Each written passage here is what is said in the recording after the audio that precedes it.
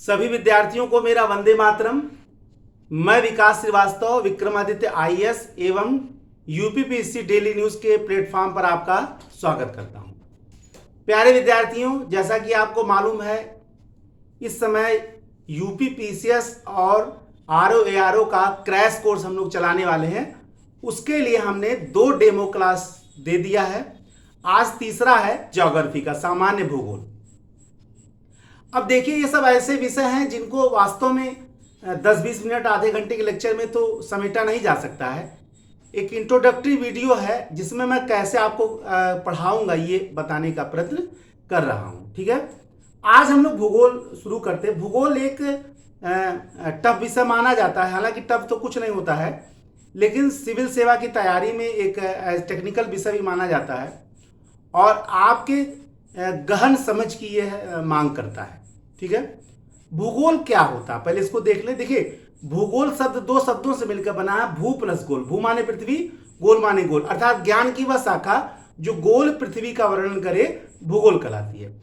भूगोल का जो अंग्रेजी शब्दार्थी है वह है जियोग्राफी। जियो यानी पृथ्वी, ग्राफी शब्द ग्राफो से बना है, माने वर्णन। जियो माने पृथ्वी, ग्राफो यानी वर्णन, यानी पृथ्वी का वर्णन।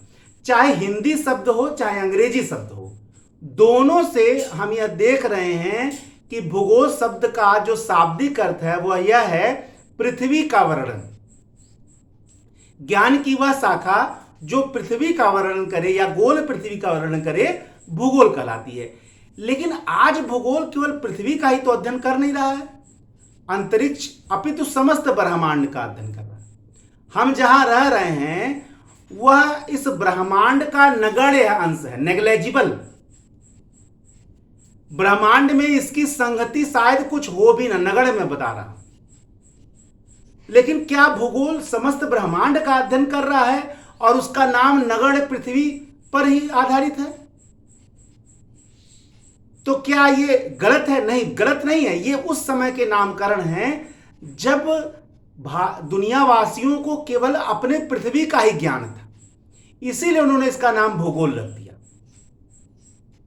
आप अभी तो आज क्या हो जाएगा, समस्त ब्रह्मांड का। देखिए, परिभाषा बहुत है, बहुत सारे थिंकर हैं, जितने सारे वैज्ञानिक, जितने सारे भूगोलवेत्ता, जितने सारे वैज्ञानिक है, सबने भूगोल की अलग अलग परिभाषा दी है। शायद विद्वान कभी भी एक मत पर वो हो नहीं सकते, एक सामान्य नहीं निकाला जा सकता भूगोल का। लेकिन यह कहा जा सकता है कि समस्त ब्रह्मांड का भौगोलिक अध्ययन करने वाला विषय भूगोल कहलाता है।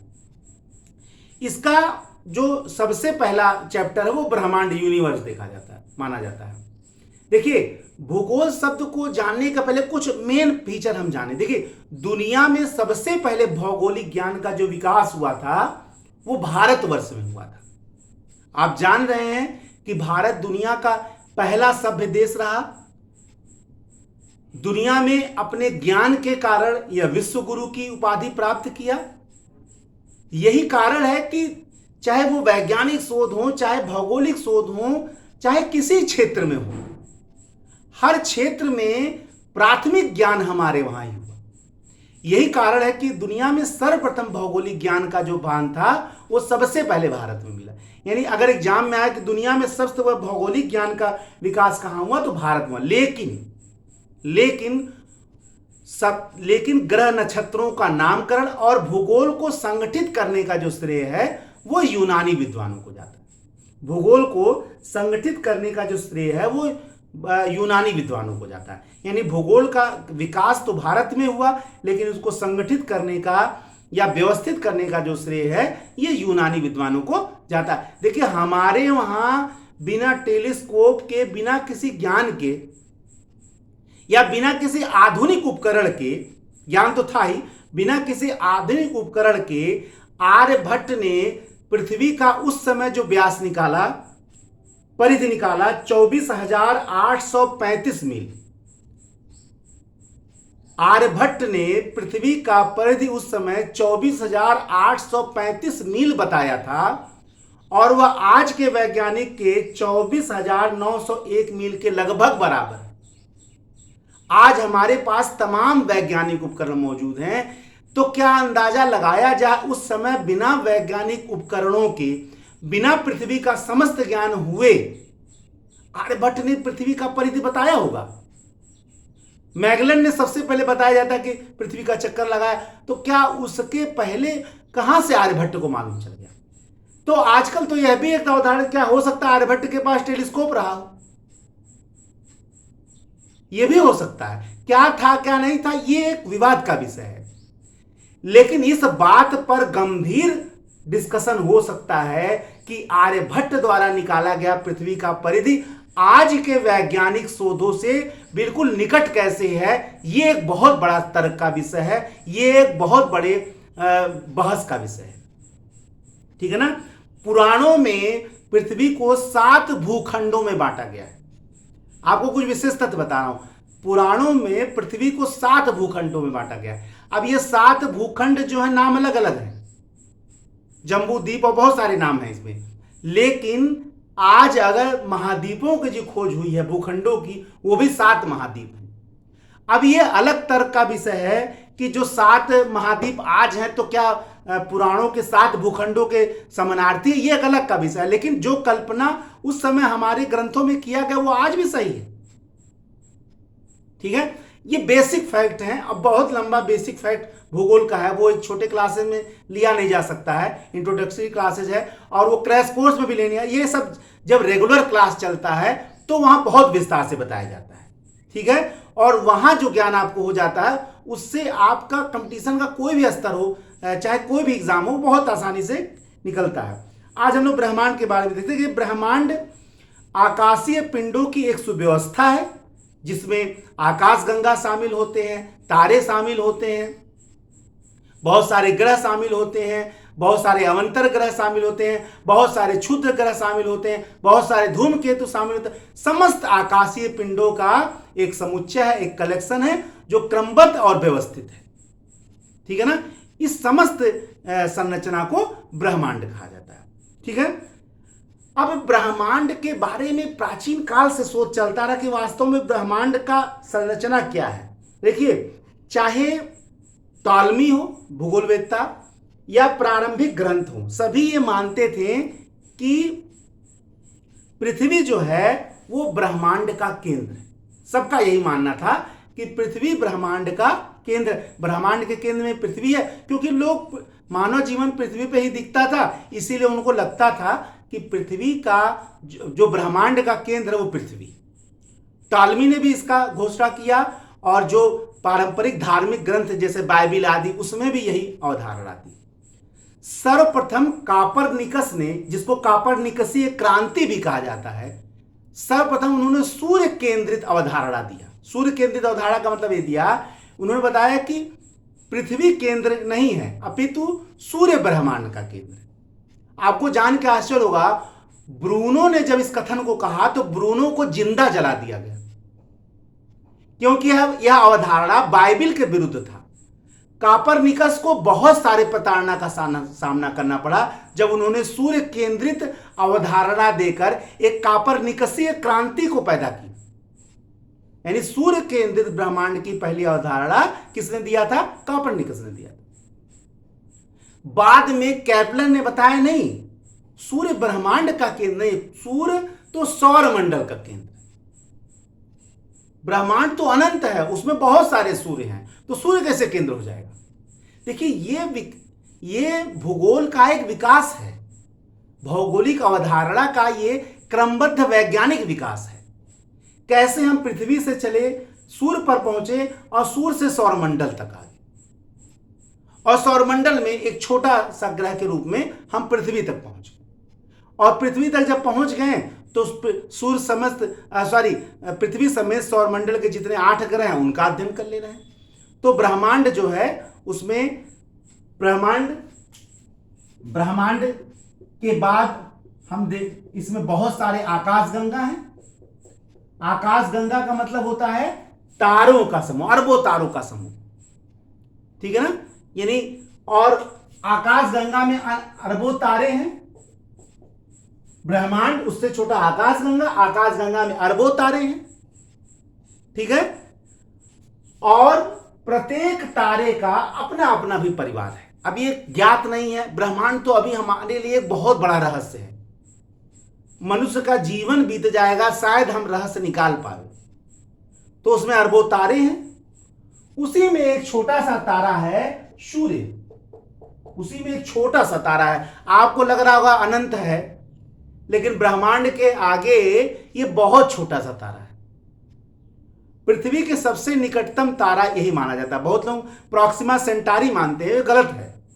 पृथ्वी का सबसे निकटतम तारा जो है वो सूर्य है। सूर्य ग्रह नहीं है। ज्योतिष शास्त्र में हम सूर्य को एक ग्रह देखते हैं, ग्रहों के राजा को नहीं। सूर्य ग्रह नहीं है, सूर्य तारा है। और समस्त तारों का अपना परिवार है, उसी प्रकार सूर्य का भी अपना परिवार है।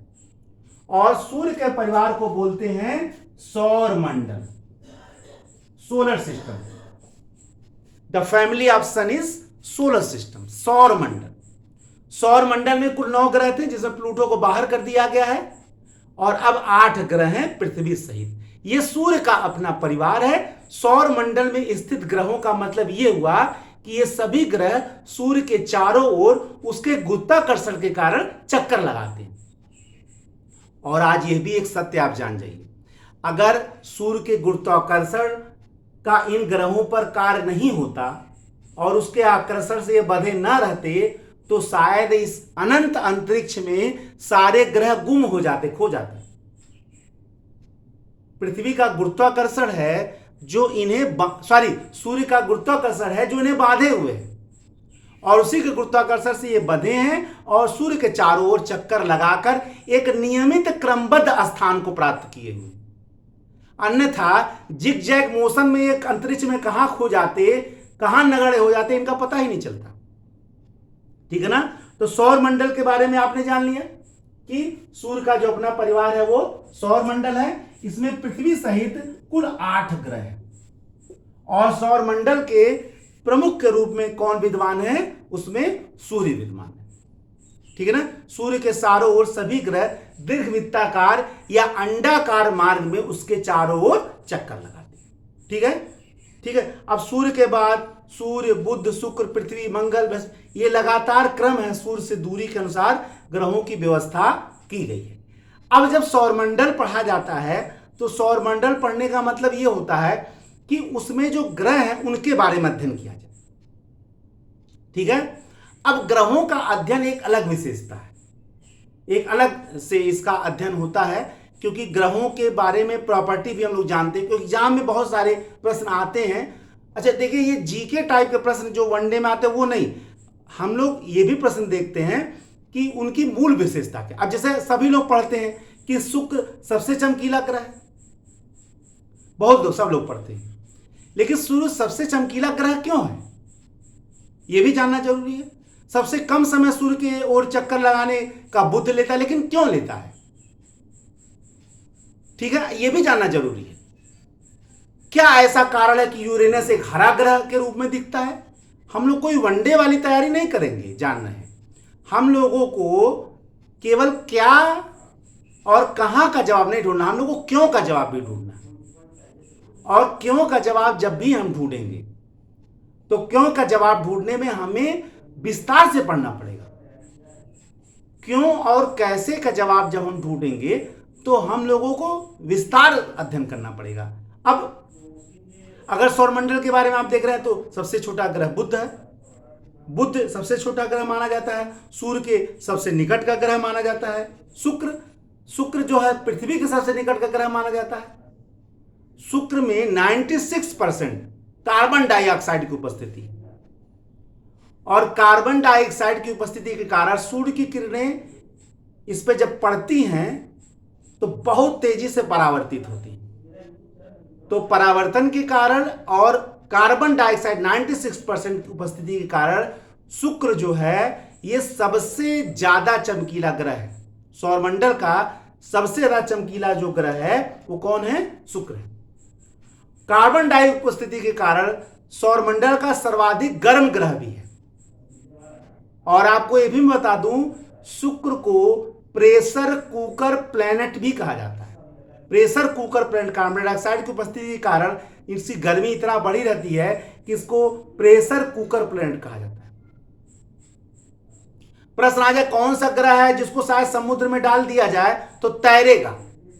सबसे ज्यादा कम घनत्व वाला जो ग्रह है वो शनि है। छल्ले वाला ग्रह माना जाता है, चारों ओर गैस का छल्ला बना हुआ है और इसका घनत्व इतना कम है कि एक प्रकार से आप समझिए खोखला, इसका घनत्व बहुत ज्यादा कम माना जाता है। यह भी कहा जाता है कि अगर इसको समुद्र के ऊपर डाल जाए तो तैरता हो दिखेगा। ठीक है ना?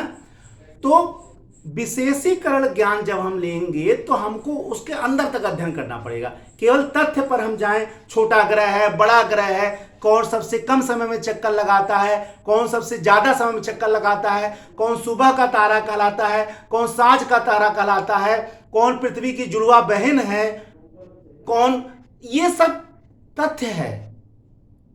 और ये बहुत ज्यादा हाई क्वालिटी के ज्ञान के, भले ठीक है एग्जाम में आ जाता है, अगर गलत हो जाएगा तो हमारा तो पूरा पढ़ाई बेकार, ये ठीक है, आपको जानना है तथ्य।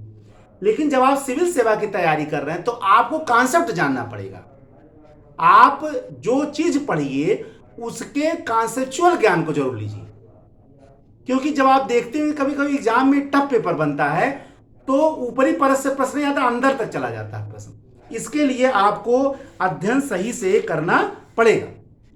अब कौन सा ऐसा ग्रह है जिस पर जो है सूर्य पूरब से न उग के पश्चिम से उगता है? अब ये अलग एक प्रश्न हो गया भाई। हम लोग देखते हैं कि पृथ्वी पर जो सूर्य का उदय होता है पूरब से होता है। कौन सा ग्रह है जिस पर सूर्य का उदय पश्चिम से होता है? ठीक है, इसके अलावा और भी बहुत सारे प्रश्न हैं। देखिए, मंगल पर एक उपग्रह है, उसका पर्वत पाया जाता है निक्स ओलंपिया। ये मंगल पर पाया जाने वाला एक पर्वत है और आपको जान के आश्चर्य होगा, यह सौरमंडल का सबसे ऊंचा पर्वत है निक्स ओलंपिया। और आपको जान के आश्चर्य होगा, यह निक्स ओलंपिया भारत में, पृथ्वी पर उपस्थित सबसे ऊंचा जो स्थान है एवरेस्ट, उससे 3 गुना ऊंचा है। ठीक है ना? तो सबसे छोटा ग्रह, सबसे छोटा ग्रह बुध हो गया। सबसे बड़ा ग्रह जो है वो बृहस्पति हो गया। बृहस्पति सबसे भारी ग्रह भी है। सबसे चमकीला ग्रह शुक्र हो गया। पृथ्वी का जुड़वा के रूप में शुक्र को माना जाता है। सबका जवाब मैं आपको दे दे रहा हूं। तथ्यात्मक प्रश्न देख लीजिए। सबसे कम समय में बुध जो है वो चक्कर लगाता है। तो केवल तथ्यात्मक अध्ययन, मेरा यहां बताने का मतलब क्या, मैं आपको हजारों तथ्य बता दूं, उससे कोई मतलब नहीं है। बिल्कुल नए तथ्य भी बहुत सारे बता दूं, बताया भी आपको मैंने। लेकिन केवल तथ्यों का अध्ययन नहीं है। मेरा मानना है कि आप सौरमंडल जब पढ़ें, विस्तार से पढ़ें, रेगुलर क्लासेस में हम लोग इसको विस्तार से बताया जाएगा। ठीक है, नेक्स्ट वीडियो में हम एक नए क्लासेस के साथ उपस्थित होंगे। तब तक के लिए जय हिंद, जय भारत, वंदे मातरम, धन्यवाद।